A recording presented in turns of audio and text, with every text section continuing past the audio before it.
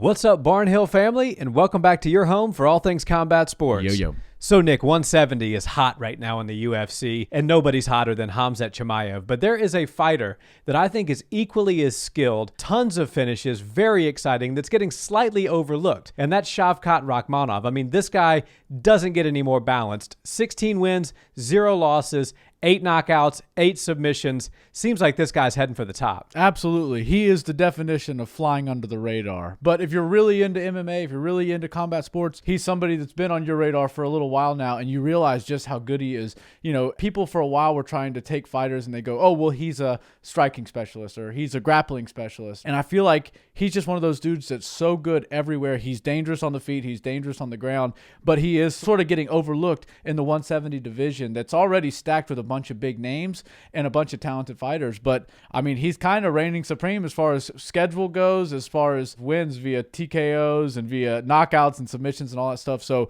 definitely a hot prospect, but I feel like he kind of has to do something to start to get into the minds of the people that are watching the fights, because if not, the UFC is just going to continue to put the big names up on there for the title fights instead of the guys who might have these crazy records. Yeah, and 170 has a lot of big characters and a lot of people that can draw, like Jorge Masvidal, Colby Covington. But when you look at the landscape, because he's right on the cusp of the top 10, he's 11 on the outside looking in.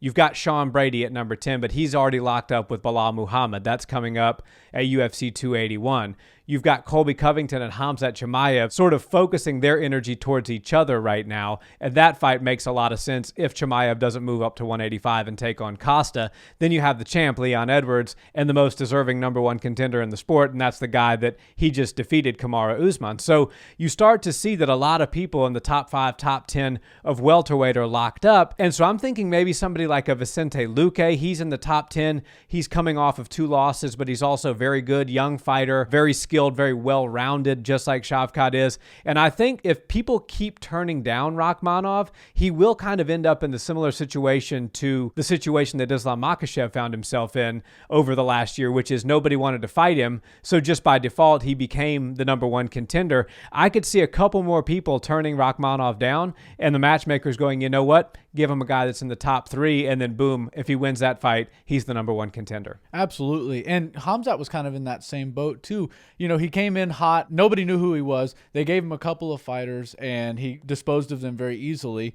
And then I think the calls started going out to fighters saying, hey, you want to fight this Khamzat Chimaev guy? Oh, you're talking about the guy that fought on 10 days notice in Abu Dhabi, and no thanks, I'm good on that. Yeah. All set on that. And I think the same thing might happen with Shavkat Rakhmonov. Now, he's had more competitive matches in the UFC than Khamzat has, realistically. I mean, he's been hit in all of his fights rather than just in one of them like Khamzat has. So I don't really know if he's kind of got that allure of being the monster that Khamzat has. But right now, he's batting 100. He's perfect. And if he keeps doing that, people are going to start shying away from him. And then one day we're going to see somebody like a Vicente Luque, a Brady, somebody that can go with him and make him dig deep and go all the way to the end of the fight. And if we see that, then I think some of these bigger names will look at him as somebody that they can probably beat and match up with stylistically well. And then we might see him in there with some of the bigger names in the sport. But right now, he's too big of a risk for any of these big names to take a fight against. And, you know, you're not going to get much out of beating somebody like that. But if he beats you, then you're going to lose your ranking to him. Yeah, and that's why I don't see anybody like Jorge Masvidal or Covington even remotely considering doing that fight.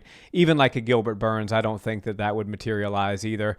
And I think what's going to happen with Shavkat is they probably will make this Luque match. Luque is, you know, when you see somebody who had a lot of promise, but they're on an 0-2 skid, sometimes they can go very quickly from being a contender to being a guy that they try to build another contender off of. Sean Brady, if that Bilal Muhammad fight wasn't made, would be a great opponent, but maybe the UFC is trying to keep Brady, Rakhmonov, and Chimaev away from each other until all 3 of them are in the top 5, which does make some matchmaking sense because those are the 3 young prospects, similar fights, undefeated fighters, very high finish rates, but none of them have a higher finish rate than Shavkat. It is impossible for any fighter to have a higher finish rate than Shavkat Rakhmonov.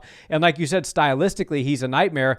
And the reason he's a stylistic realistic nightmare is because he's good everywhere. You know, if you get somebody like Wonderboy Thompson, you're like, man, this guy, he could throw a kick out of nowhere and shut my lights out. But if I can get to his legs, I think I'm stronger than him. I think I can hold him down. With Shavkat, it seems like, man, this guy is good everywhere. He's big for the division. He does hit hard. He's got great submissions. Neil Magny is one of the most wiry, durable, and tough fighters in welterweight, and he was finished in the second round by guillotine. So this guy's the real deal, in my opinion. I really can't wait to see where he goes from here, but I look forward to 2023 being the year that he absolutely gets into the top 5 and maybe even fights for a title. I totally agree with that. And, you know, one thing I would recommend for Shavkat to do would be to start to ruffle some feathers. Maybe don't go the Chimaev route and miss weight by 8 pounds and, you know, do all that sort of stuff, but we got to start knowing who you are. It seems to me in this day and age, the record, the perfect record, isn't enough. If you want to fight for a title in the UFC, you have to be somebody that, you know, moves the needle for them. And